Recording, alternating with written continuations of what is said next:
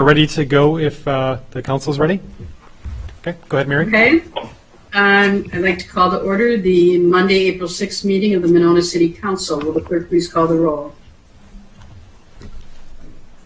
Alder Moore, Aye. Alder Kitzlar, Here. Alder Groupie, Here. Alder Kuhr, Here. Alder Thomas, Here. Mayor O'Connor. Here. Hey, what about me? Alder Wood, excuse me. I'm here.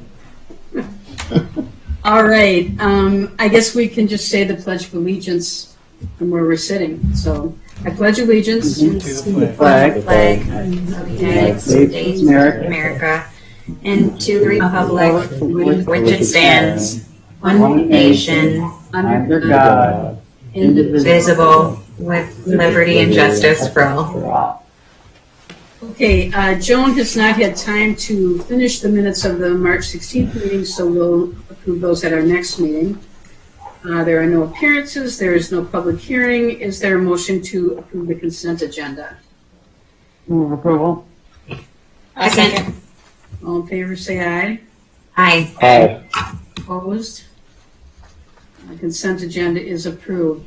One thing before we get started here, I think, Brian, have we tested the reactions? Can you guys see the reactions icon, little tab at the bottom of your screen if you hover over the bottom of the screen?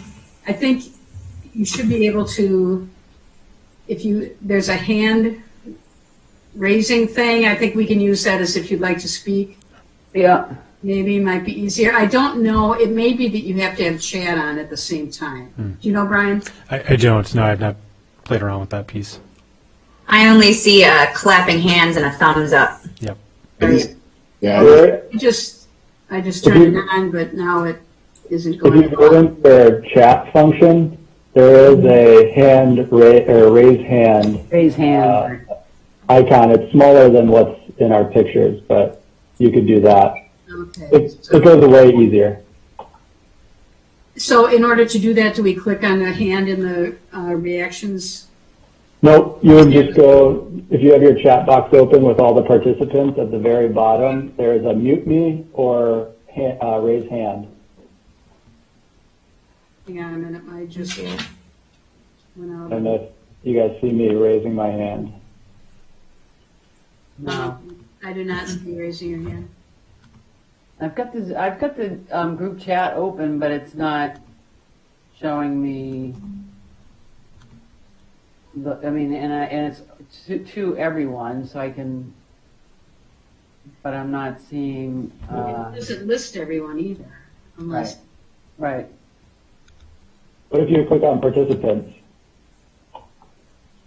Instead At the bottom of your screen, if you go to participants, there then There you should go. There you go. Yeah, and now that's exactly right. Got it. Drew. Okay. Okay. You just have See the to raising hand? Okay, I see it.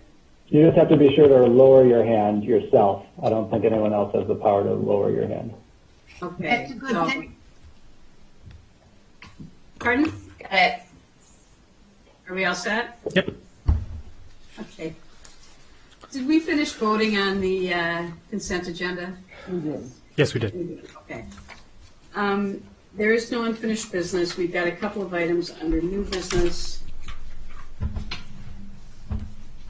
Item A, consideration of resolution 20-4-2402, designation of emergency responder employees under the Families First Coronavirus Response Act, put forth by the city administrator. And is this a start for immediate approval? Correct. So is there a motion to, Move to suspend the rules and take this item out of order. Second. all in favor, say aye. Aye. Aye. Opposed? Motion passes.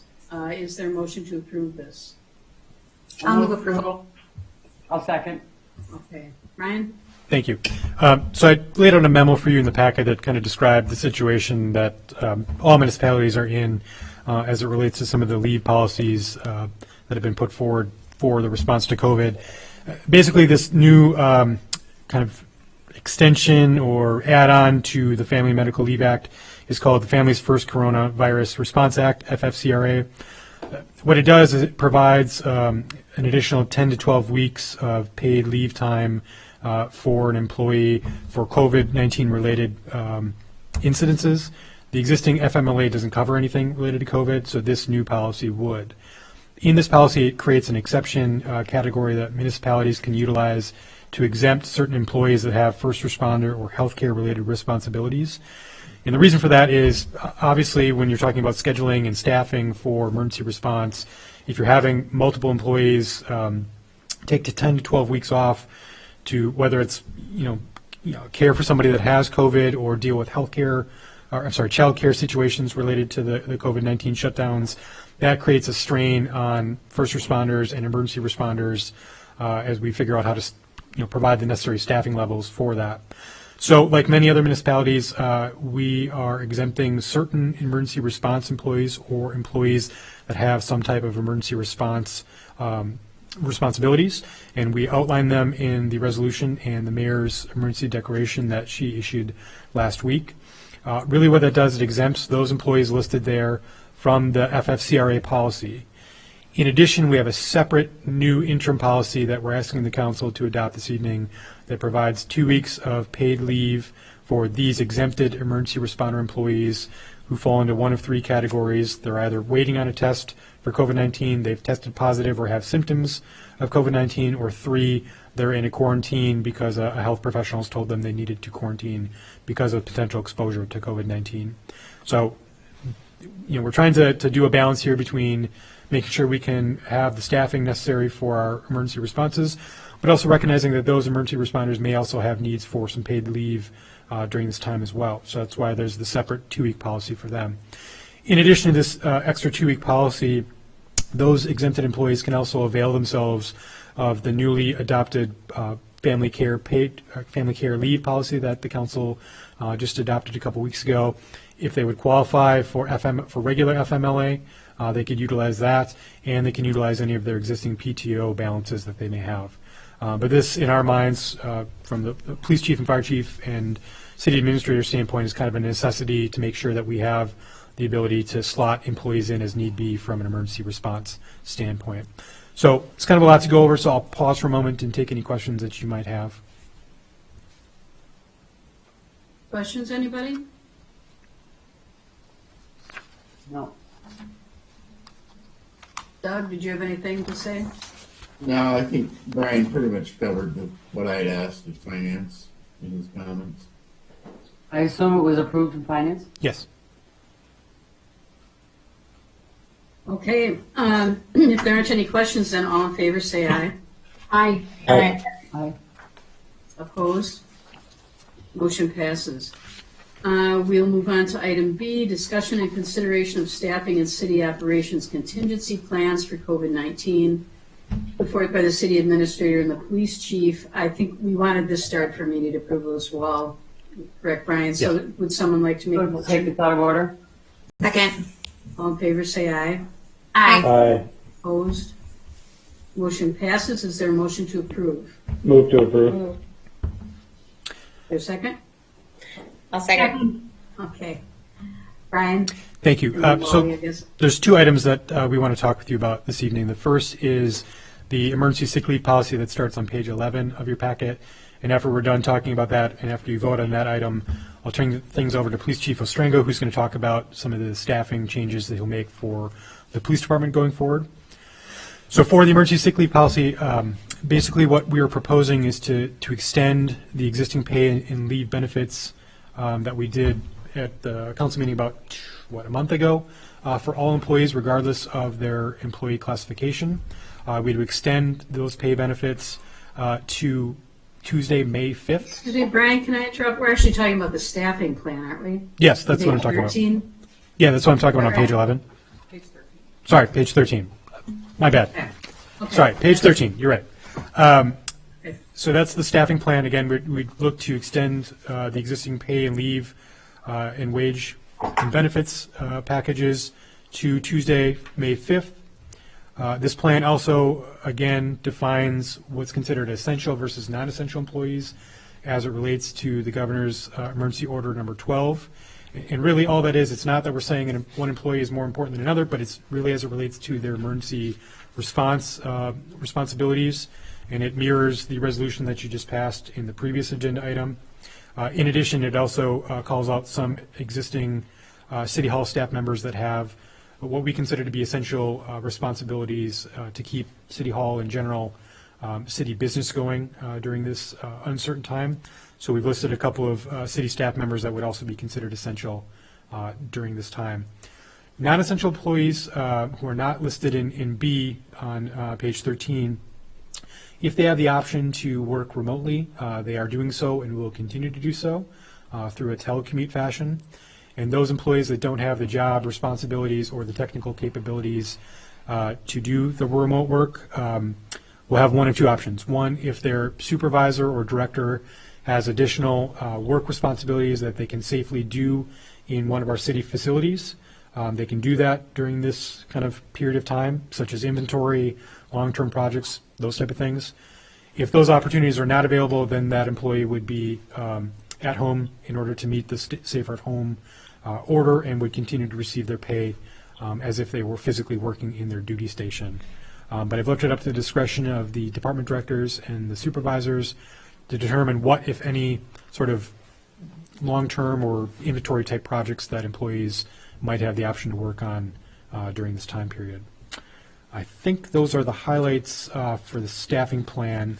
Again, the reason we made it to be May 5th is that it gives us 2 more city council meetings in between now and then.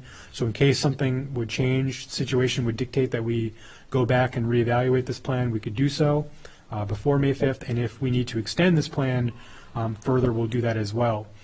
A question that was posed at the Finance and Personnel Committee meeting is, will there be a point in time where we'll have a discussion about kind of our programs looking forward and what we may need to cancel or postpone and how that might impact our pay and staffing levels? We are absolutely starting to have those conversations internally with our staff, and we hope to have at least the initial discussion with the council about that at our next meeting on April 20th. And that's going to include things like what's going to be our break point in terms of when would we decide whether or not to open up the swimming pool for the summer season, some of our recreational programming, things like that. We hope to have some more information for you by our next council meeting on the 20th to at least start those conversations. It's going to be a multi-part discussion as we continue on in this process. So with that, I'll pause for a moment and take any questions that you might have.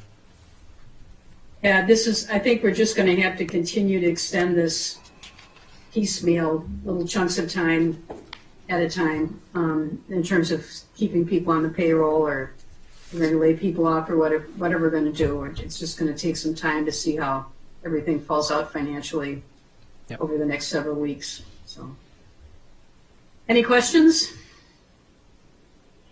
Andrew? All right, I'll raise my hand over here. I know it's probably very piecemeal as far as department heads dealing with their own employees, but is there, Brian, do you have a good perception of how they're keeping in touch with their employees, how they're communicating, how our employees are doing, their well-being, that type of thing, morale, different things like that? I don't know if you have a better sense. Yeah, it's a great question. Thank you for asking that. So just as an example, the department heads had their first Microsoft Teams meeting remotely this morning, to test out that technology, and I think by all accounts that went pretty well for our first time testing that. That just works a little bit better than Zoom because we're all tied into the same Microsoft 365 system, and we'll continue to use that on an as-needed basis for kind of interim staff meetings beyond our kind of typical 2-week process. We did kind of do a quick check-in with department heads to kind of ask around how they're doing professionally and personally during this whole situation, and then what they're hearing from their employees as well. And from what we've heard thus far, I think everyone's doing the best they can in terms of managing the stress and whatnot, and we'll continue to have those conversations on a go-forward basis just to make sure that we have kind of our fingers on the pulse on how everyone's doing. Individual department heads have been in more frequent contact with their line employees over the last couple of weeks, and they check in with me to give me updates as well. So I'd say, for the most part, given that some of us are in City Hall, some of us are working remotely, we're doing a fairly good job of staying in touch with each other. Sorry. I've also heard, I know Jake mentioned that he and his staff were having virtual meetings. Yep. So I'm assuming maybe the library. And is the library is using Zoom as well. Yep. That's great. Is there kind of a follow-up? Is there a way that an employee is able to anonymously provide feedback and or questions or different things like that? I don't know about anonymously, but they can always reach out to Leah or myself if they've got questions or concerns. Yeah. We would keep that information confidential. Yeah, I mean, for what it's worth, I would encourage, the city to maybe look into an option. I know my workplace has just an online option where, you can put your name to it or you don't have to put your name to it. And it's just a nice way. I know a number of colleagues, at least, that take advantage of that because they don't necessarily want their name tagged as something, whether it's an idea or a comment. Sure. So, Okay. thanks. Anyone else? Nancy had her hand up. Yeah, I just raised my hand. I'm wondering if like, for instance, Brian, since you mentioned the pool, I'm assuming that there's already been some hiring for summer, if not, for seasonal employees. And so as we inch towards where we'd normally be putting on a lot of seasonal employees, how would those, are we thinking about how we're going to handle that? Are we holding off on the hiring? So we're still going through, good question. I don't know if you We can are address going that, through, sorry, what? Or Brian, if you want to, that's fine. Yeah, so the Park and Rec Department, for example, is continuing to go through the hiring process, so they're recruiting seasonal staff, but they have not established the date in which they would come on to the payroll, because we don't know that. Okay. And Jake has given a heads up to those seasonal employees that it may be the case that, we're not able to open the pool, and so they should also, in this kind of interim time span, keep their options open, and if they find a better job, that it might behoove them to take advantage of that, just because of the uncertainty. And that, quite frankly, will be something that is one of the trigger points, if you will, for whether or not we are able to open the pool is going to be, what type of seasonal staff is available when, depending on when the orders are lifted. If they're lifted in June, for example, or beginning of June, we may have to make some decisions as to whether or not we can train enough seasonal staff in the time frame that makes financial sense for us to open the pool for a 2-month period from July to August. So those will be some of the conversations that we'll have with the council in the coming weeks as we get more information on how the situation may change. If the order is extended, for example, then that may impact the calculus a little bit. Would that also apply to the seasonal maintenance crews of the parks? Or are we assuming that we'll still need maintenance? It will potentially impact the seasonal maintenance, and so the backup plan for that is that the full-time staff members in the Parks Department who typically would be doing some other job responsibility would then take over maintenance responsibilities for mowing and upkeep of parks if, for whatever reason, we weren't able to hire the seasonal park staff. Mm-hmm. Okay. And, Alder Groupie? I think you mentioned this, Brian, but I'm just curious about where, the extension of the deadline to May 5th, what model or, rubric are you following as far as extension of the deadlines What do for you- the pay? For the pay, again, because we don't know exactly what the full financial impact's going to be at this point in terms of some of our seasonal programming. We didn't want to extend it out too far without having a better handle on, what that could mean for us.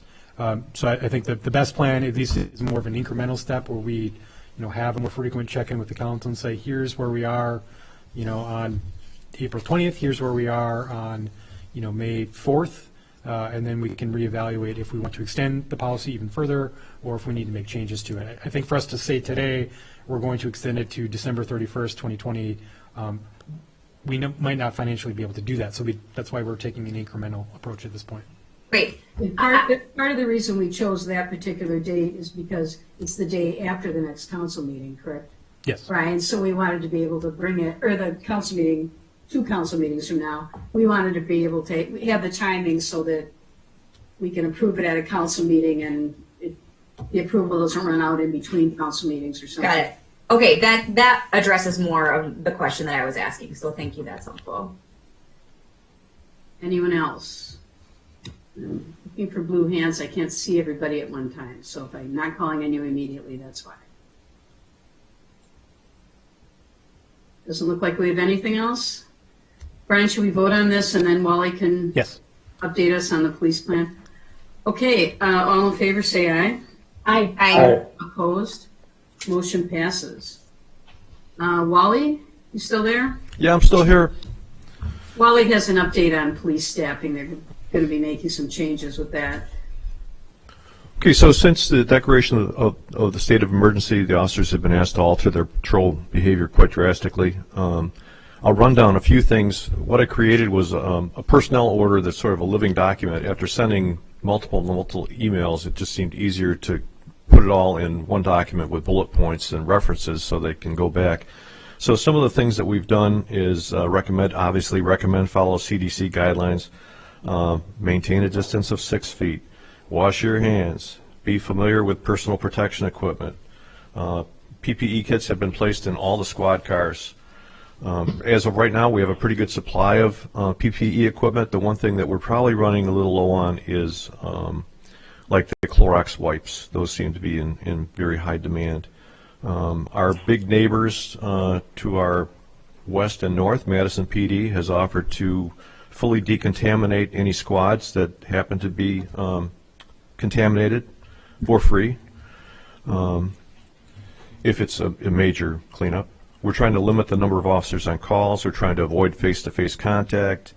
If people are sick, we don't want them to come to work. When they're out on the street, assume everyone is infected. If you're getting close to them, you have to wear your mask, you have to wear your glasses, you have to wear your gloves. Beards, I don't know if you can see me, but everyone had to shave off their goatees and beards. If you travel out of state, that became an issue. We had 3 people that traveled out of state, and there was some confusion up front. Initially it was if you went out of state and you came back after flying, you just had to, if you didn't have any symptoms, you had to monitor yourself, take your temperature. While these folks were all gone, the information as it seems like information changes daily. It changed to the point where if you flew, you could not come back to work for 14 days. So we made them quarantine themselves. One person came back today, one's coming back tomorrow, and another one will be back in a couple days. Changes with the jail and the juvenile detention center. Basically, if it's not a violent felony, they're not taking anyone to jail. So we're very limited. Even if you stop someone and they have an arrest warrant, if it's not a violent warrant, like attempted homicide or something like that, if it's just for not paying child support, we just are supposed to get the information updated and let the sheriff's department know. If we have anybody that has any flu-like symptoms, they all have to go for medical clearances. Visitors are not allowed in the police department. At the end of your shift, beginning of your shift, you have to sanitize your squad. So this is kind of a running thing. I hope it's not boring to you. We're trying to limit our involvement with EMS calls. We still want the officers to respond and be in the area, but we don't want them rushing in and becoming infected. Be safe, scout things out. Try to do as much things on the phone. I think I mentioned that already. Keep your distance. We don't want people running into crowds with more than 10 people. If we have gatherings like that in the park, they're requested to use their PA systems. Traffic grants have been canceled. Limit proactive investigations. Pursuits should be eliminated unless they involve a violent felony. And basically, the Beltline is bad. We don't like the Beltline. So they've been instructed to stay off the Beltline unless they get a call to go on the Beltline. The Beltline does not help the residents of Monona. What we do want them to do is we want them to actively patrol the residential and business communities. I've stressed to them that people are scared, be as visible as possible to provide a sense of order and security, and I think they've done a good job of that. Dispatch, there's no tours or visitors to the dispatch center. Dane County is trying to screen all the medical calls, so they will put in the CAD, the computer-aided dispatch, if there's a known potential case of COVID-19 at that location. It won't tell us a name or anything like that, but it'll at least give them a clue, the ambulance guys a clue that there might be someone that's infected there. The DA's office in the courthouse has pretty much shut down. And the courts have suspended all jury trials that were supposed to begin anywhere between up to May 22nd. So all jury trials are on hold. So that's sort of our bullet points that we've done. We haven't had anyone sick. Everyone's healthy. Everyone's in pretty good, I think morale-wise they're pretty good. But the proposal and the things that I want to do and what I'm going to do this week, and hopefully the council will support this, is that I'm going to shift the officers from an 8-hour work shift to a 12-hour work shift. So this accomplishes a couple things. Number one, it reduces the number of days they're on, increases the number of days they're off. The plan we're looking at right now is 3 days on, 9 days off. We can do that with the number of people we have. If we start getting a lot of people that are sicking out, then we'll have to switch it with like 3 days on, 6 days off. We looked at several different ones, but the 3 and 9 seems to work best for us. And the second part of going to the 12 hours is it reduces the amount of cleaning supplies we're needed. So we're using, if we just have 2 officers on duty at a time with 2 squad cars, we're not using we're cutting basically cleaning supplies by 30%. We're not using as much as we would. So, I mentioned this. The analogy I'm using is that we are in a war. We have to protect our resources. Our most valuable resources are personnel, and we need to do everything possible to keep them safe. We don't want, right now, it drives me crazy because we'll have a briefing. We'll have a briefing at 3 o'clock, and you'll have 3 or 4 people coming off day shift because there's no school, and we have our community resource officer, but there's no calls. And then you'll have 3 other people coming on night shift, so now we have 7 people in this cramped room, all trying to stay 6 feet apart. So I've discussed this with the union. I think they recognize this is a very difficult situation we're in. We're brainstorming with them, but ultimately it comes down to my decision. We did come up with a schedule just prior to this meeting, which I emailed off to everyone, and they're going to get a chance to chew on this for tonight and tomorrow, and we'll probably put it in place starting on Wednesday. So it doesn't cost us any more money, doesn't cost us any less money. To date, other than the 3 people that have been quarantined and 1 officer that took 2 days to care for his child that's home, no one's called in sick, and everybody's had to show up for work. Anyone have any questions? Yeah, I do. Doug? So what about if you have somebody that's stopped for an OWI offense, what would you do with that person? Well, they're not actively cruising around looking for drunk drivers, but if they happen across one, that person will be arrested, and we'll have to deal with it. But it's going to be much more complicated to deal with than it was, 2 or 3 months ago, because anybody you put in the back of the squad, you have to put, we don't want to use up the N95 masks. Everyone now is an expert on what different masks are, but you'd use like a surgical mask and you put that on the person you arrest. The officer would be wearing a mask. They're gloved up. They'd go through the process and try to just process it as calmly and professionally as they have. It's not the best situation to be in, to have someone blowing into a tube when you're trying to do a intoximeter test on them, that's for sure. Right. And the hospitals really don't want us to bring them there because they're crowded. And then once they are processed, the officer has to decontaminate the back of the car. Yeah, I had a couple other questions. One about the staffing plan. So it's 3 days on and 9 off? 3 days on, 9 days off. We looked at a 4 on, 12 off. We looked at 3 on, 6 off. We looked at 5 on, 5 off. Basically, I'm minimizing the amount of officers that are actually working at one time. We have a 2 per shift minimum. So instead of having 6 officers, like on a weekend, Saturday, Sunday, there might only be 6 officers working, two on each 8-hour shift.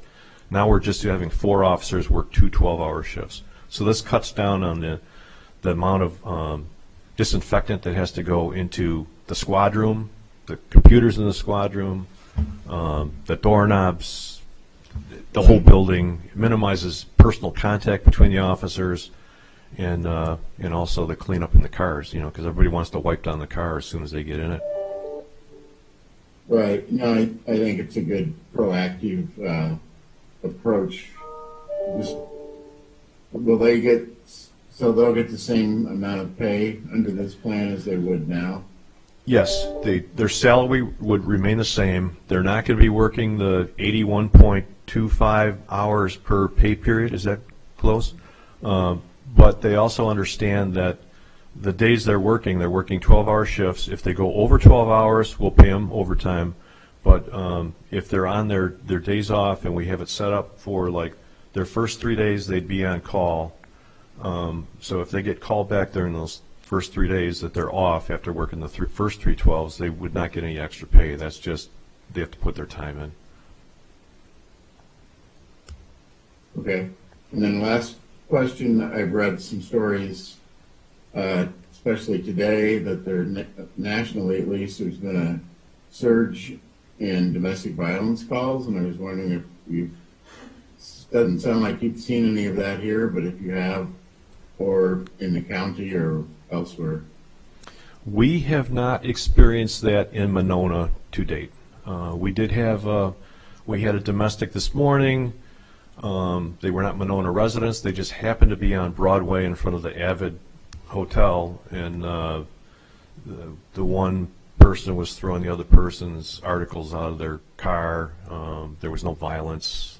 The officer made contact with the one person that was kicked out of the car and gave them a ride to a safe location, and that was the end of it. There was no physical violence, but no, I get what you're saying. I realize when people are confined for long periods of time, as they have been, there's definitely the opportunity for more domestics, but we really have not seen anything too bad yet.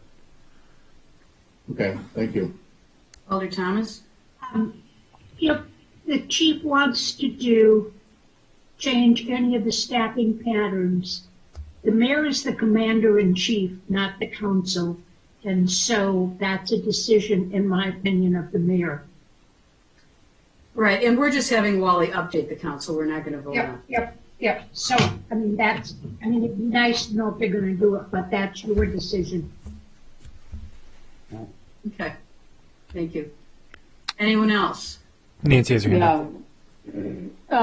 I was going to say that the other thing that I've heard about is there being a surge, and again, I think this is a report this morning, that there's a surge in employees in big box stores, not surprisingly, groceries, and other big box stores. And since we have several in Monona, I'm assuming, Wally, that if all of a sudden there was an uptick in activity that you guys had to assist on because we just needed more than our fire department, that because of an uptick of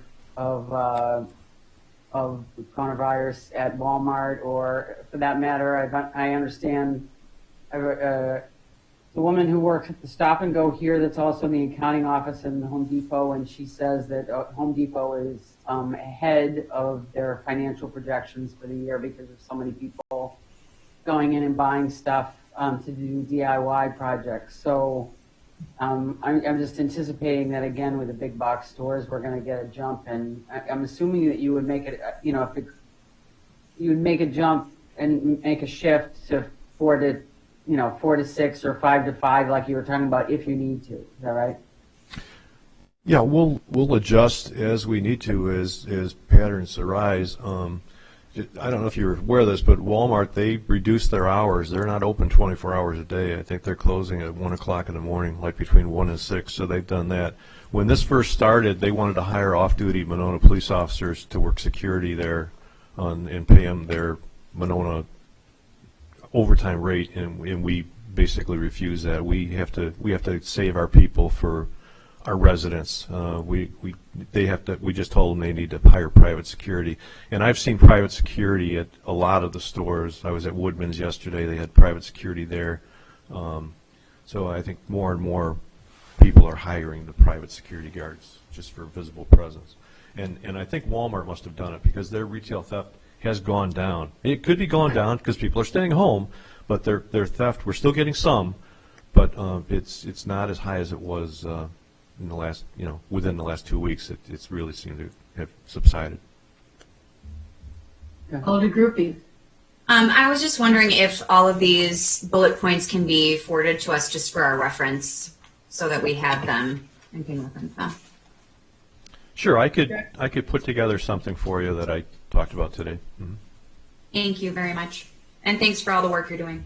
Okay, and the other thing I'll just mention too, if everyone's not aware, the Country Inn and Suites has been contracted by Dane County, I guess Human Services, to house homeless people. So right now there's at least 34. Well, now there's 33. I think someone else left this morning.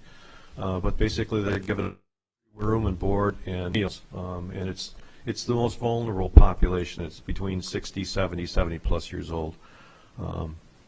So that's generated a few calls for both police and fire within the last week when this started. And I know Dane County's been doing that all over the county, haven't they, Wally? Yeah, they have. There's the hotels. Clarion in the town of Madison. There's one in. There's one in Wanakee. Yay.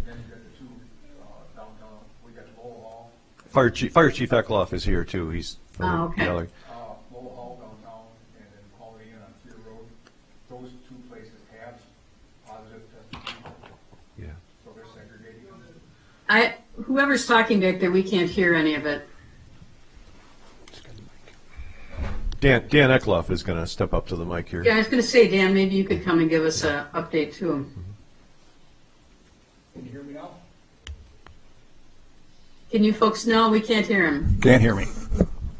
No, he's finding another mic maybe here. Could you maybe pass him your mic, Wally, or? We've got people running right now to get out of his way. Okay. Okay. Can you hear me now? Yeah. Okay, there are 5 hotels in the county that I'm aware of. As the chief mentioned, we have 30 rooms leased at Country Inn and Suites. 40 rooms are leased at the Clarion on Rimrock Road in the town of Madison, and another motel in Wanakee. Additionally, there are 2 places in the city of Madison. One's called Lowell Hall downtown, and then the Quality Inn on Fear Road also will house sick individuals. These people have tested positive for COVID-19 or they are symptomatic. Dan, do you want to give us a little update on what's happening in the fire department while you're here? Sure. Currently, we're doing pretty well. I think the morale's as well as can be expected. We have had 2 incidences where we had one call right after the order was put into place where a female subject was very sick, was going to be tested. Excuse me. That was a Thursday. The results didn't come back until Tuesday. In the meantime, my crew was going through the monitoring process of doing self-checks twice a day. We've had another case last week where we had a mutual aid call, and that individual was very sick as well. So we're waiting for the results back on that person as well. So it does happen.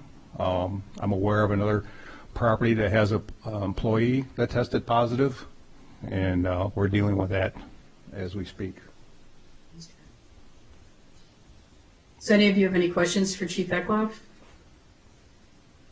Thank you for all you guys are doing. Yeah, we appreciate it. Thank you. Thanks. Okay, I think that's everything. Now we'll have the reports from staff and council members. I'd like to ask Attorney Colbo to give us an update first. The Supreme Court the U.S. Supreme Court just came down with the decision about the appeal to Friday's order by the governor, and I know the Wisconsin Supreme Court did earlier this evening. So, Bill, do you want to just give us an update on both those decisions? Sure, Mayor.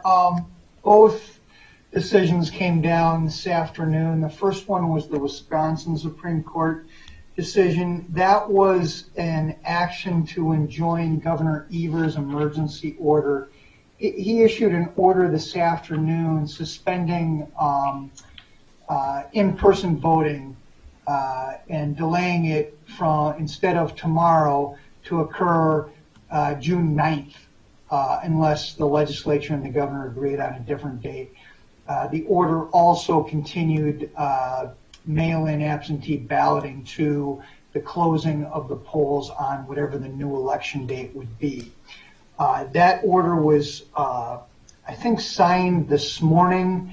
The legislature promptly filed an original action with the Wisconsin Supreme Court about 3 hours ago. They issued the injunction fully enjoining the order. So the entire order was enjoined with the exception of there was a provision in there calling the legislature to special session. So that remains, but the balance of the order is under the injunction. So the election will go on April 7th, tomorrow. Additionally, there was a matter pending in the U.S. Supreme Court. You might recall a while back there was a federal case filed in which Judge Connolly, the district court judge, ordered that absentee balloting would be permitted as long as it was postmarked received no later than April 13th. So it extended the period of time post-election for people to be able to submit absentee ballots. That worked its way through the courts. It was pending before the Supreme Court. They issued their order about an hour ago, staying Judge Connolly's order. So now in order for absentee balloting to be counted, they have to be postmarked by the election day and received by April 13th at 4 p.m. or hand-delivered by tomorrow at 8 p.m. in order for the absentee ballots to be counted. So those were the two cases. I've yet to read the entire decisions, but that's the long and the short of both of them. So basically, we won't have answers to the election until the night of the 13th, correct? That's correct, Mayor. Yep. Anyone have any questions about that? Doug? But to no one's probably surprise, it's a 5-4 decision at the U.S. Supreme Court. Oh, okay. 4-2 at the state. So. Yeah. And Andrew? Sorry, and just before this, I don't know if it was recorded or whatever, just so it's in the minutes, I asked city administrator to send out a city alert through the website system, and he said he would do that. Right, especially the fact that people, if they're going to drop them off, they have to drop them off by tomorrow. I know there are people doing that. Well, and I guess they have to be mailed by tomorrow too, so. Generally, I think there's just so much confusion that if we send it out, I think this is an appropriate use for it. Yeah, well, I agree. Anyone else have any questions about the election? Okay, well then we will just go to our regular reports. Alder Moore? I just have a few things. First of all, no surprise, the Sustainability Committee meeting for this week has been canceled. While we had a pretty impressive lineup of Earth Week activities planned, suffice it to say, that's all going virtual at this point. So we'll be putting a lot of things on the website instead. The Plan Commission meeting is happening. We'll be doing that by Zoom because we have a matter that we need to discuss. So we have an agenda there. And I just want to give a shout out to the city staff, and especially Joan and Elaine and the Public Works Department, because they've just gone through, I'm working the polls tomorrow, and I just know, because I went through training, the efforts have been Herculean to get us ready for tomorrow in a safe way. Public Works has built amazing plexiglass to keep between the voters and those of us that are working. And Joan's husband made 3D visors and shields for us to wear, so there's just a lot of really smart things going on, and I know it's been a huge amount of work. So I just want to give a shout out to everybody. Agreed. Alder Thomas. Oh, you're on mute, Kathy.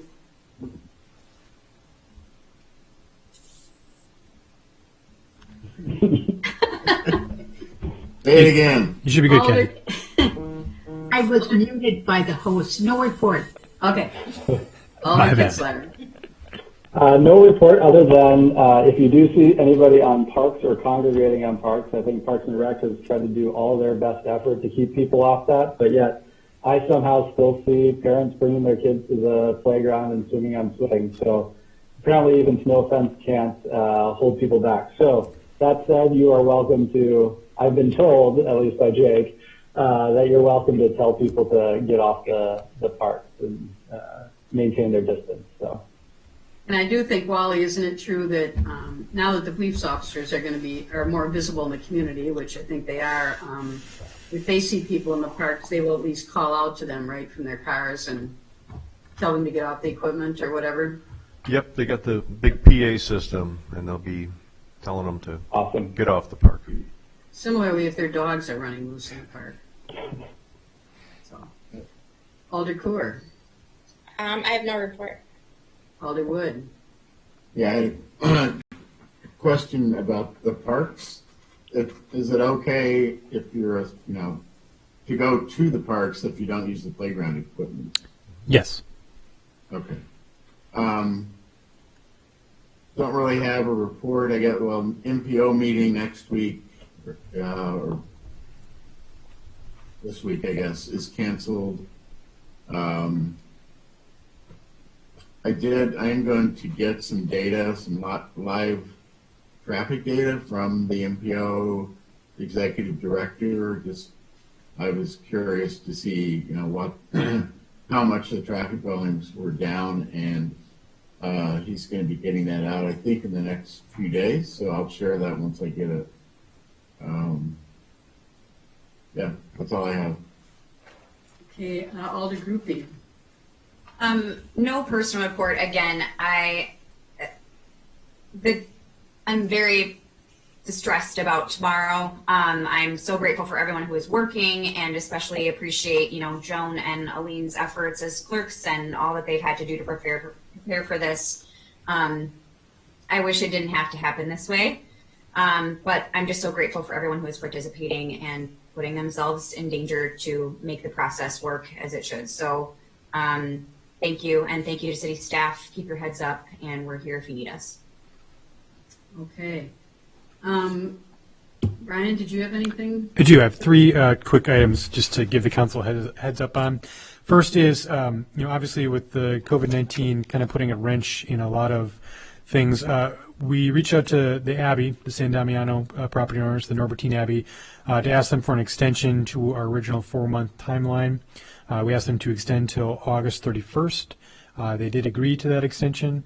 And David Allen, who we contracted with from Design for Conservation LLC, has begun his work on the feasibility study and the kind of fleshing out of the capital campaign.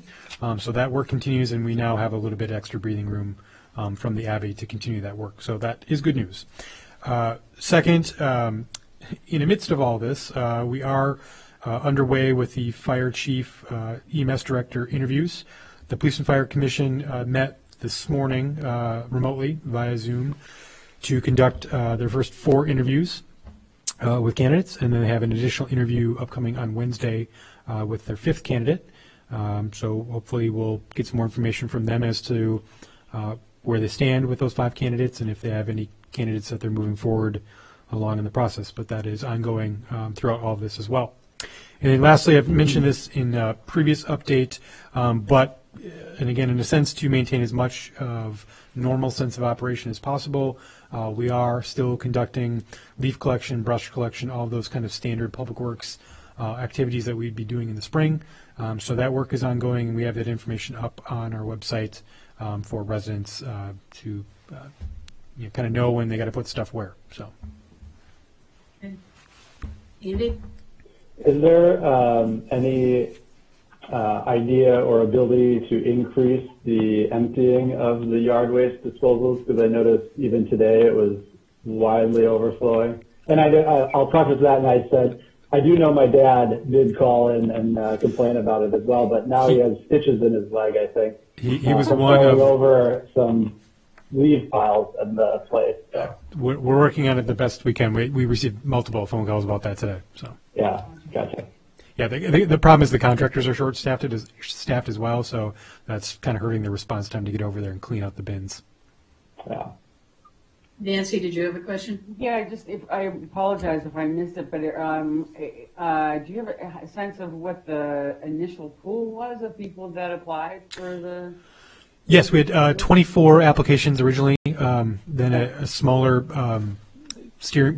application screening pool, if you will, met to kind of take a look at those 24 and limited down to the top 5 that they felt met the minimum qualifications, that had qualifications above and beyond the minimums, and invited 5 candidates to interview remotely today and Wednesday. I think we had a pretty good pool. Mm-hmm. All things considered, yep. Yeah, yep. Leah, do you have anything you'd like to report? No report, Mayor. Okay. Actually, I guess I could say one thing. We have closed the City Hall building to visitors now that absentee ballot or absentee voting is closed. So we're asking visitors not to enter the building because it does house our public safety personnel, all our police and fire personnel, and our essential employees. We do have signs on the door that say building closed, but that doesn't mean that we're not answering the phones, and it doesn't mean that we're not helping residents with their questions when they call. So they are welcome to call or to reach us via our city website or by email, and we will get back to them. Great. Is that boldly on the website? Or can we put that out in an alert? It has been posted and alerted, yes. And that was in the some announcements we've made earlier too, I know. Bill or Wally, do either of you have anything else to add? Nothing for me. No, nothing I for had a me either. question. Doug, did you have a question? Yeah, is the City Hall lobby still open? It is because there are no locks on the exterior doors, so we don't have a way to close it even if we wanted to. Yeah, okay. Yeah. Okay, I just had a couple of things. I would also like to thank the city staff.